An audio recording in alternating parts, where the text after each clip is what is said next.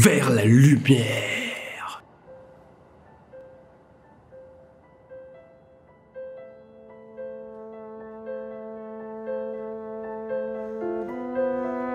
C'est le premier film de janvier, en fait le premier film de l'année que j'ai vu. Et souvent en janvier on a tout un lot de merde qui sortent au cinéma. Il y a énormément de films puants qui sortent, mais j'ai eu de la chance d'aller voir Vers la lumière de Naomi Kawase.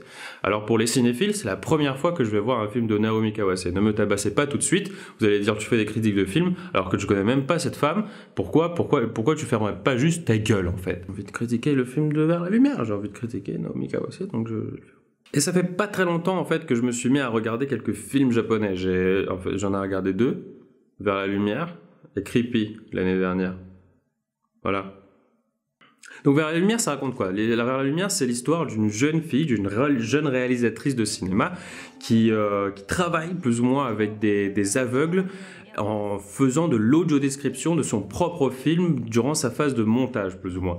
En fait, elle a un groupe d'aveugles auquel elle raconte son film, elle narre tout, elle dit oui, il se déplace par là, il se déplace par là, elle est en train de regarder son film, en train de décrire tout ce qui se passe, et les aveugles autour d'elle sont en train de l'écouter. Et tout de suite, ça m'a tout de suite fait rentrer dans le film. Il y a quelque chose que j'ai énormément aimé, c'est cette intimité autour du monde des aveugles dans lequel on est, et dès le début du film, on commence avec des gros plans très rapprochés de leur visage, et ils décrivent ce qu'ils sentent, et ils se disent oui, mais est-ce que le personnage pourrait plutôt faire ça, ou plutôt faire ça, je trouve que ça c'est un peu intrusif, et ça, et ça. En gros, il l'aide à faire de l'audio-description de son film, et tout en l'aidant à améliorer son film. Il faut savoir que ce film, en fait, il a été créé de séances d'audio-description de Naomi Kawase pour ses précédents films, pour un de ses précédents films. Et ça, j'ai trouvé juste ça super, parce que du coup, elle a utilisé quelque chose de la vraie vie pour créer son film, et ça l'a tellement ému, ces séances, qu'elle en a décidé de faire un film tout entier. Donc elle utilise ces aveugles, qui sont d'ailleurs des énormes cinéphiles, ils ont une vraie passion du cinéma, ces aveugles, et elle utilise ces aveugles pour avoir une espèce de grandeur d'âme et avoir une autre vision de la mise en scène, de l'atmosphère de son film. Et ça, pour moi, ça m'a vraiment touché. C'est en fait ce que nous, on voit à l'image, eux, ils ne le voient pas, mais peut-être qu'ils sentent beaucoup plus. Ils ont perte de vue, mais supplément d'âme. Oh, trop philosophique! Mais du coup, on sent énormément le film d'auteur. Le film d'auteur, vraiment lourd. Et le truc, c'est que pour ceux qui ne sont pas habitués aux films d'auteur comme ça, ou aux films très poétiques, ça peut être un petit peu soporifique et je vais revenir dessus un peu plus tard.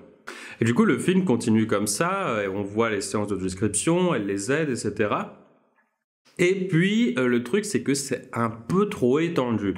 En fait, dans le film, on a des relations qui sont en train de se créer. Par exemple, elle a une relation un peu plus intime avec un des aveugles, et on a également la relation d'elle avec sa mère. Seulement que sa mère, on ne la voit pas vraiment dans le film. On la voit un petit peu comme ça, c'est pas vraiment sa mère, on dirait c'est plus une image globale de sa mère. Le truc, c'est que il y a des relations comme ça qui se créent, mais elles sont très étendues. Il y a des backstories également qu'on veut nous montrer d'un aveugle en particulier.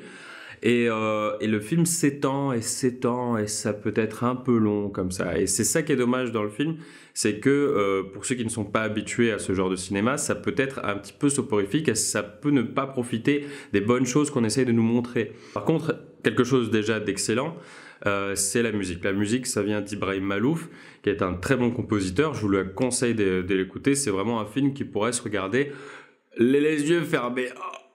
Et ça m'a beaucoup plu. Ça m'a beaucoup plu. La musique également, le traitement de l'image. L'image est vraiment superbe. Genre l'utilisation de la lumière justement dans ce film est juste excellente. Les plans, tout l'esthétique du film est globalement génial.